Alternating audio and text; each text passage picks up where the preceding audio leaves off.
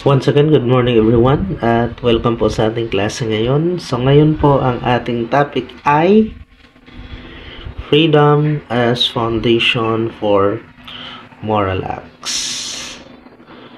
So ang tanong po dito is, bakit po napaka-importante ng freedom when it comes to morality? And ano ba ang connection ng freedom when it comes to being moral person? Because as a moral agent, I think kailangan nating maging malaya in order for us to be moral. I'm not saying that if we are not free, we cannot do good things or we cannot do moral things. But my argument here is, I think especially when we study about ethics and to become a moral agent, it is very important that we become free in order to make decisions out of this freedom, because as a moral agent, that is our job, to make our society a flourishing society and a flourishing life. So now let's move on to the definition of freedom first before we discuss yung mga nakapaloob po nito. So kailangan muna nating alamin yung definition ng freedom. And according to Cambridge Dictionary, this is how they define freedom. So freedom is the condition or right of being able or allowed to do, say, think, etc. whatever you want to, without being controlled or limited. So that is how the Cambridge Dictionary define freedom, which is, I think, true. But I think if we look at this definition, okay, medyo kailangan nating pag-usapan ba? Kasi nga nakasaad po dito that being able or allowed to do, say, think, etc. whatever you want to, without being controlled or limited. So it seems that this kind of definition is trying to say that we can do whatever we want, right? But ang problema dito, the problem here is, what if yung aking ginagawa ay hindi na naayon doon sa moralidad, or yung gusto kong gawin ay hindi na siya tama? So ano ba so itong definition ng freedom na ito can be problematic, right? So now titingnan natin dito, but I'm not saying that this is not a good definition of freedom, but I would like also to argue that it seems that it is problematic when it comes to ethics, because we cannot really do what we want to do, right? We can do what we want to do as long as it is right. But what if it is not right? Okay, so I will connect it to social media. If this definition of freedom is good, then what about its effect in social media?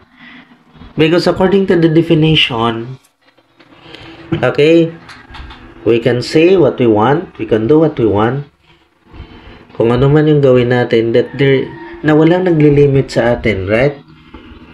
So now I would like to ask you, what is, or how can you describe freedom in social media? Are we going to follow that definition or not? Yun yung tanong. Can we say all that we want to say in social media? Or we can only say the things that should be posted and that should be said, kasi meron ng mga bagay na hindi dapat natin sabihin. So that is why ito yung mga tanong. Okay? Should social media platforms uphold absolute free speech? Or should there be limits? Ano kaya sa palagay nyo? You can write it in the comment sections if you have comments or ideas. Is social media enhancing or restricting true freedom of speech? Ano kaya sa palagay nyo? Does freedom on social media mean freedom without consequences? Or should there be accountability? Okay, yung atin bang pagpo-post sa social media ay may consequence ba? Or meron bang pananagutan na nakaatang doon? Whatever you posted. Should misinformation and fake news be restricted on social media? Or is that a violation of free speech? Okay, ano kaya sa palagay natin? Kasi doon sa unang definition of freedom, makikita natin doon that we can do what we want. We can say what we want. As long as we want, without any limit. Or walang nagput ng limit sa atin. Okay. Now today class, since freedom is the foundation for moral acts, I will talk about freedom today in the context of Immanuel Kant. Okay? Immanuel Kant. He was a Prussian philosopher, a prominent philosopher during the Enlightenment, which is, which has actually a very good contribution when it comes to ethics. Okay? So, we will begin with this idea of freedom. And after we discuss his idea of freedom, we will move on to his idea of morality kasi nga, konektado naman sila. Okay. Sabi ni Immanuel Kant, freedom is the capacity to exert control over one's behavior based on reason rather than desire. Ano bang ibig sabihin nito? Kung i-connect natin siya doon sa definition ng freedom early on, of course, we can do what we want, we can do what we wish to do, we can post what we have to post in social media, but first of all, let us look at if our if it is based on our desire or not. Because sometimes if it is based on our desire, then may mga pagkakataon na magiging hindi siya tama. For example, if your desire or your emotion is out of anger, right? And you want to post it in social media because you want to post it because you are angry. It is based on your emotion, or your desire is to make that person miserable. Or your desire is para masiraan yung tao. Or para mapahiya yung tao. Or para masampal sa kanya na talagang kailangan niyang masampal sa social media, right? So, sabi ni Kant, no, wait. That is not the real definition of freedom. Because the real definition of freedom is you have to use your reason. Gamitin mo ang utak mo because you have the capability to use your mind in that particular situation. Diba sabi nga ni Aristotle and also Kant that we are rational beings. So, ang definition ng freedom is huwag kang magpadala sa emosyon mo, sa desire mo. I-control mo yan. Sa halip, gamitin mo ang iyong rason o iyong pag-iisip. Kasi ito ang meron lang at meron sa'yo na wala sa ibang beings. So, for him, freedom is an inherent right. Okay? Only freedom is an inherent right, sabi niya. Inherent means namamana, right? nandyan na sa'yo. Kaya ganun po ka-importante sa kanya yung freedom.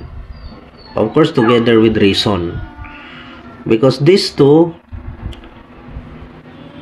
ay mga capability or ability na meron tayo in order to use it to make the best moral decision in life. Another example is, nakita mo yung tao na nalunod, pero yung tao na yun ay hate mo. Okay? If you use your desire, okay, and use your emotions, you might end up not helping that person, right? But according to Kant, I think you have to exert an effort to control your desire and use your reason whether to help this person or not. So what Kant is saying to us is, gamitin natin yung isip natin. Okay? Huwag tayong magdesisyon na ang ginagamit natin lang ay yung ating emotions and desires. We have to make our decision through the use of our rationality or reason. So we are done with the definition of freedom. Now for Kant, since this is the definition of freedom, for him, freedom is autonomy. Yan. Autonomy. Okay, I repeat. Freedom for Kant is autonomy. Connected to autonomy. Autonomy from the word autos means self, and nomos means law, and it means self-law. Here, in autonomy, you are what we call self-legislator. You are the one who legislate, and you have to act according to moral principles that your reason determines. Okay? Kasi self-legislator ka nga eh. Autonomy is different from heteronomy because heteronomy comes from the word heteros or other, or nomos means law. It means other law. So ang kaibahan po nila ay yung heteronomy, meron pong force, whether from outside or from other people or even from your desire, okay, na nag-udyok sa'yo na gumawa ng isang bagay.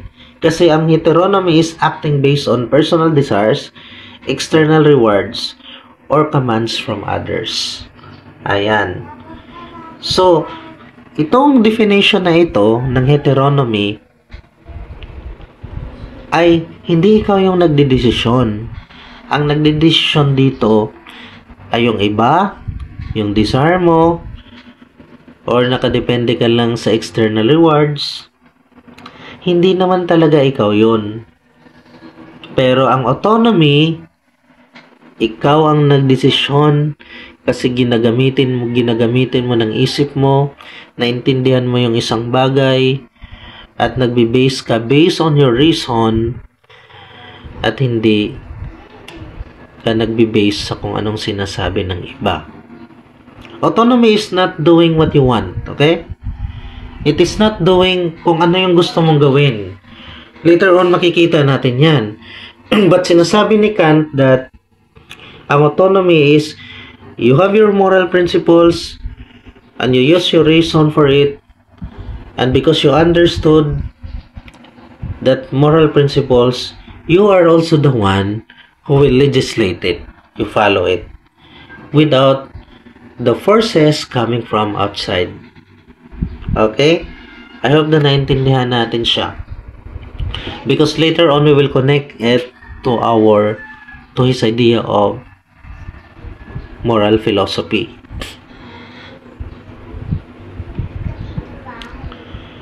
So Kant defines autonomy as self-governance according to rational moral law.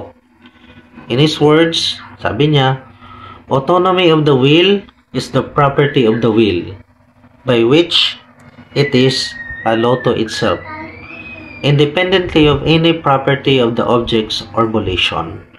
Yan. Matatagpuan natin siya sa groundwork of the metaphysics of morals. Now, to further understand that, okay, ito yung summary ng concept of freedom according to Kant. Unang-una, individuals have the right to choose one's conduct based on reason, not desire. Okay? If you do a particular conduct, make sure that it is based on your reason, not on your desire. Kasi yun namang definition ni Kant ng freedom. And Kant believe that individuals have to abide by the rules that they follow. Okay? Kasi kayo nga ay autonomous, you are the one who will, based on your moral principles, to follow it and to abide with it. So, people are free to cohabit with each other's freedom under the universal law without being constrained by the choices of others. Ibig sabihin, hindi lang naman ikaw ang free sa isang society.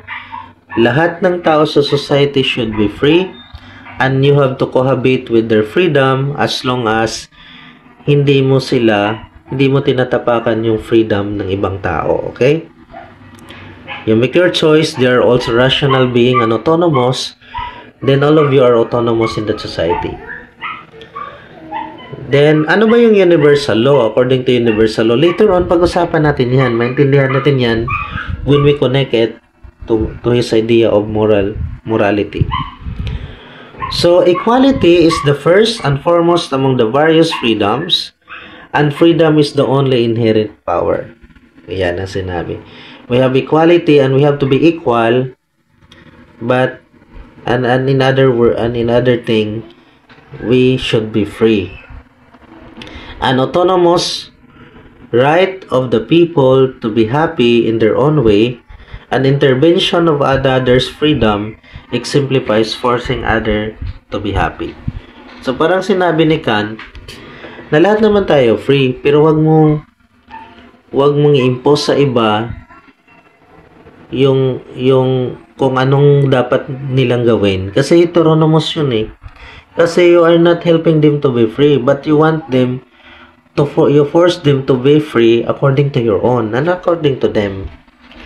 So parang sinabi ni Kant na hindi mo dapat kontrolin yung iba kasi meron din silang sariling pag-iisip. Okay, kasi if you make a particular decision for them, then they are not autonomous anymore. So parang sinabi ni Frida ni Kant about that. Yan yung ibig niyang sabihin. Okay.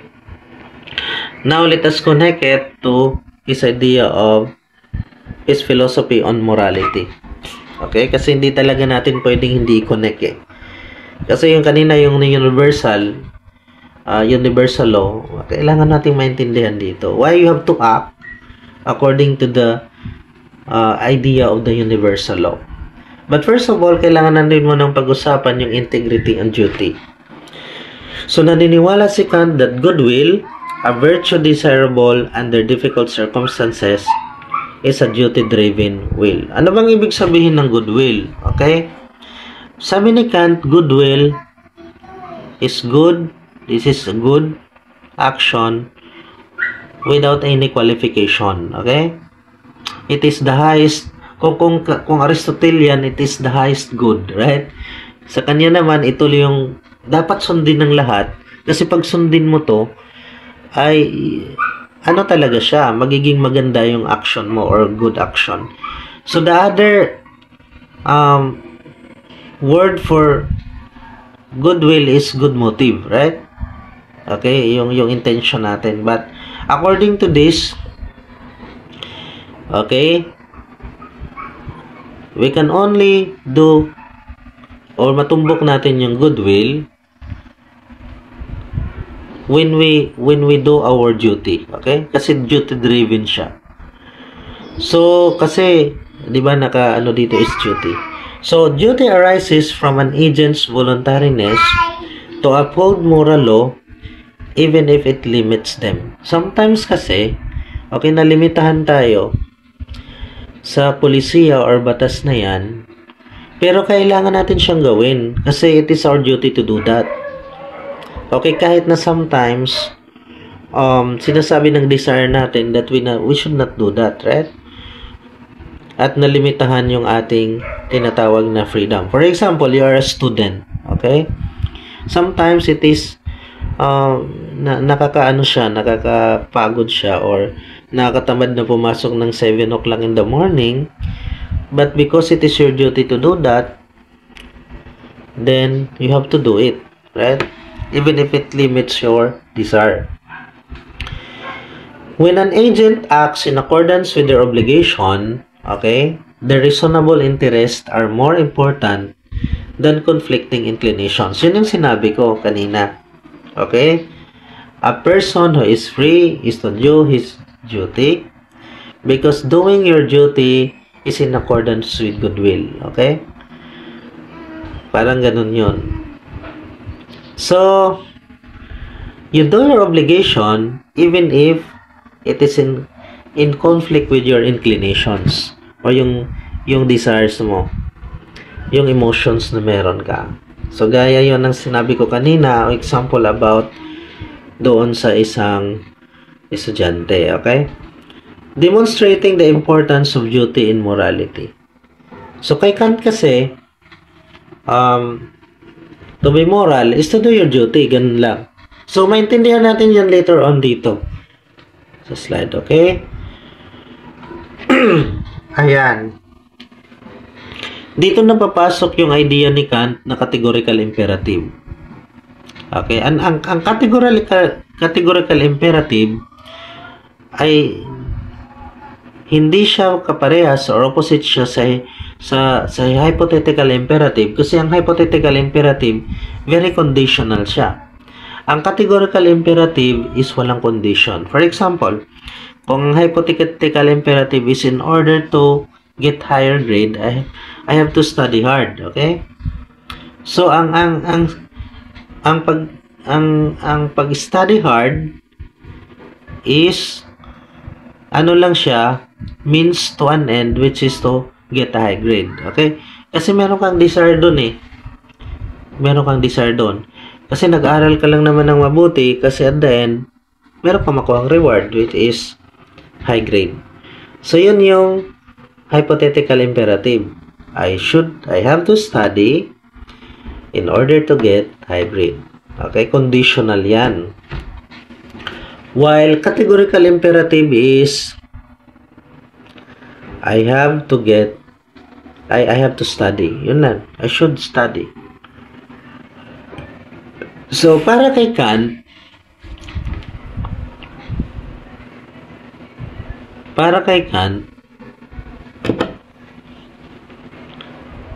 morality is in a form of a command. Kaya nga imperative siya eh. So, ang ating freedom as a moral agent is connected to his idea of morality because we have to use this freedom, and our freedom is in a form of a command, right? In a form of a command. Bakit? Kasi nga it is an order to be moral. I am free to be moral, but you have to be moral, and that morality or moral action is based on a command. Kagaya kanina, and it is based on all duty as well. Now, ito yung hypothetical at saka yung categorical imperative na sinabi ko kanina. Ang categorical imperative is a command that dictates actions in all situations, regardless of our desires or needs. For example, do not steal. Okay? Walang condition dito. Do not steal lang. Hypothetical imperative is to tell us what we should do if we have certain desires. For example, if you need money, work for it. Or if you want orange juice, ask for it. So, meron siyang condition. So, para kay Kant, yung kanyang deontological ethics is categorical imperative. It is an order, right? So, dito naman, we need to connect, okay, yung idea of freedom, yung idea niya of morality to autonomy. So, si Kant, meron siyang formula of autonomy. So, Kant provides multiple formulations of the categorical imperative. At isa dito sa formulation ng categorical imperative ni Kant ay yung the formula of autonomy. Okay? Sinasabi dito sa the formula of autonomy that the idea of the will of every rational being as a will that legislates universal law. Okay? Now, we are free. Okay?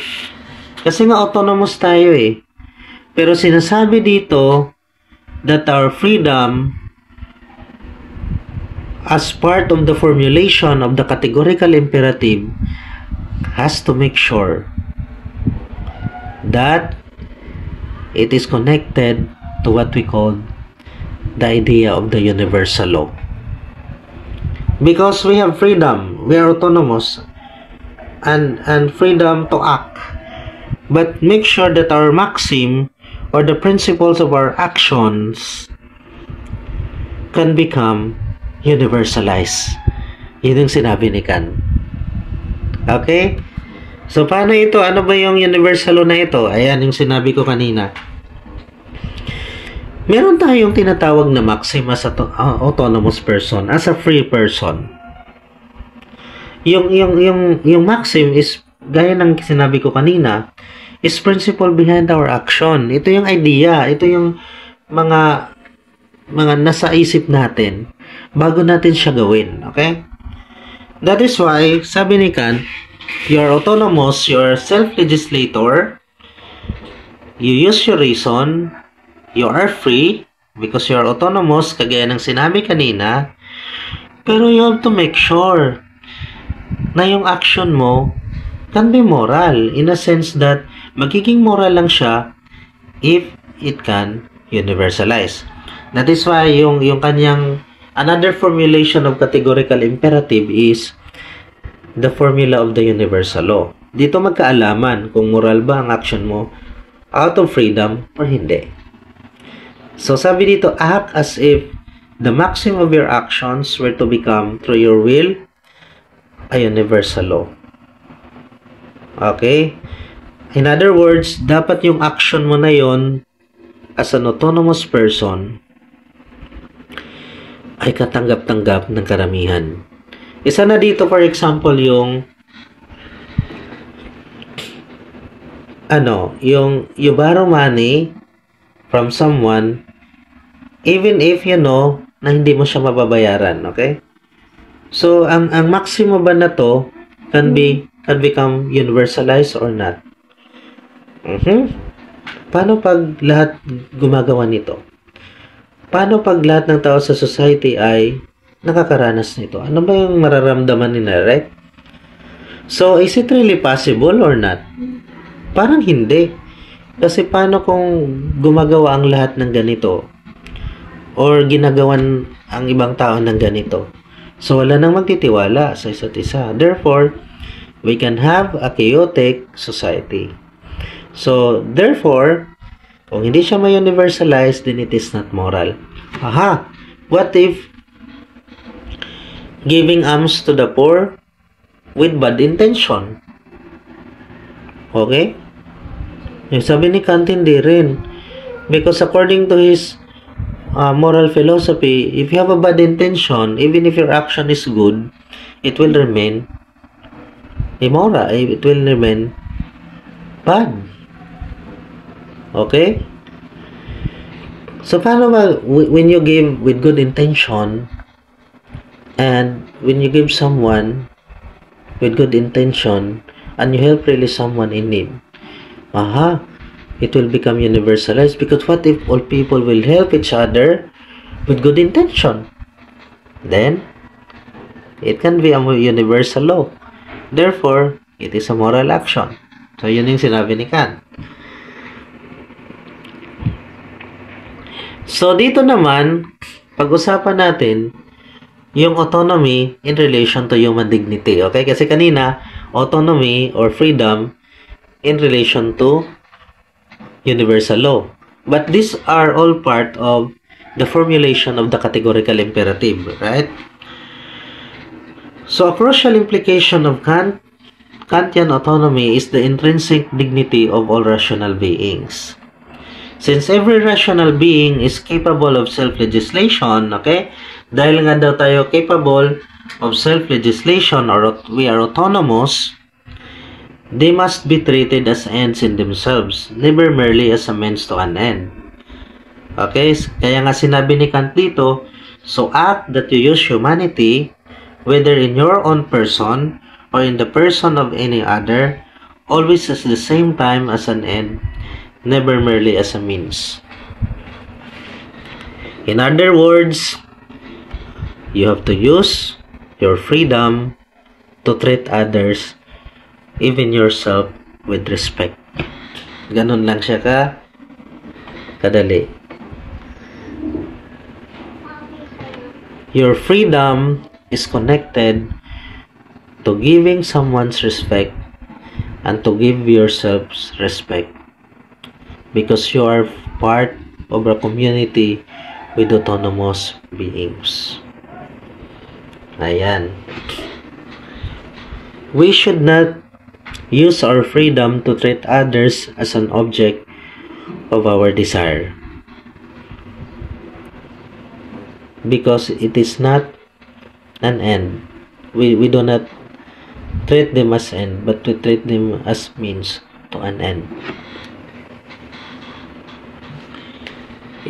Kant is saying, as I interpret it, okay, according to my own interpretation, but we can only use our freedom to treat humanity with dignity and respect, because it is not a real freedom or autonomous person to treat others without respect and dignity. Okay?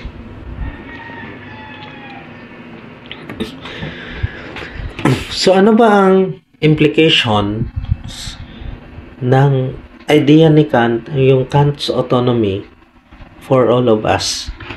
Okay? Ito yung kahalagahan ng kanyang concept of freedom. That freedom also correlates moral responsibility. Since moral laws come from within, it came from us because we are autonomous. Autonomous agents are fully responsible for their actions. Therefore, you are fully responsible.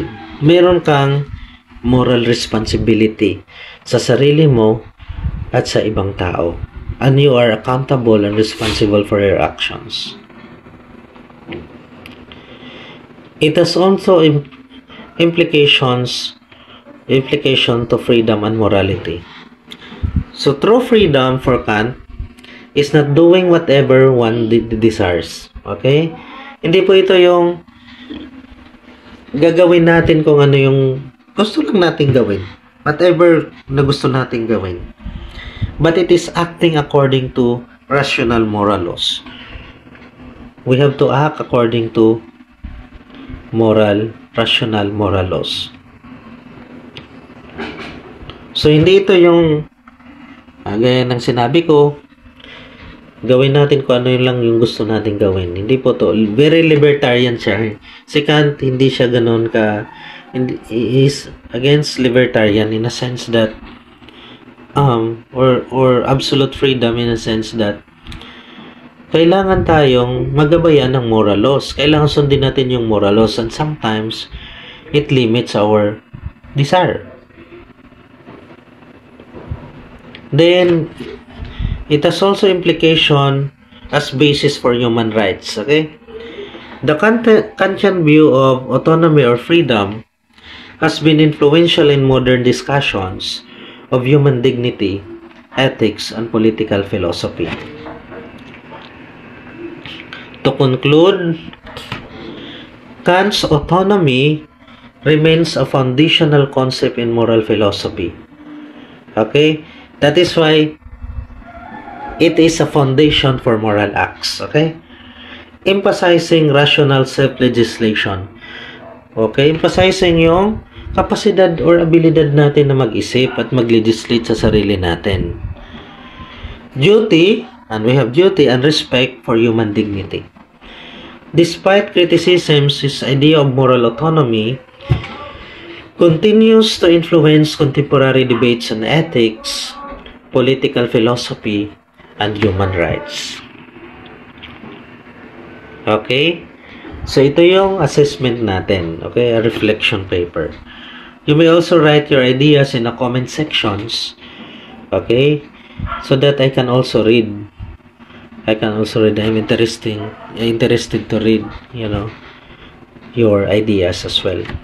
Why is freedom crucial in our ability to make moral decisions? Okay? But you have to reflect it using what we have learned in Kant's idea of freedom or autonomy. So you may also ask questions in the comment sections. I will try my best to read it and reply to your comments. If you have any suggestions as well, you can write it down, and I am willing to read them and to follow them. So thank you so much, everyone, and thank you for watching.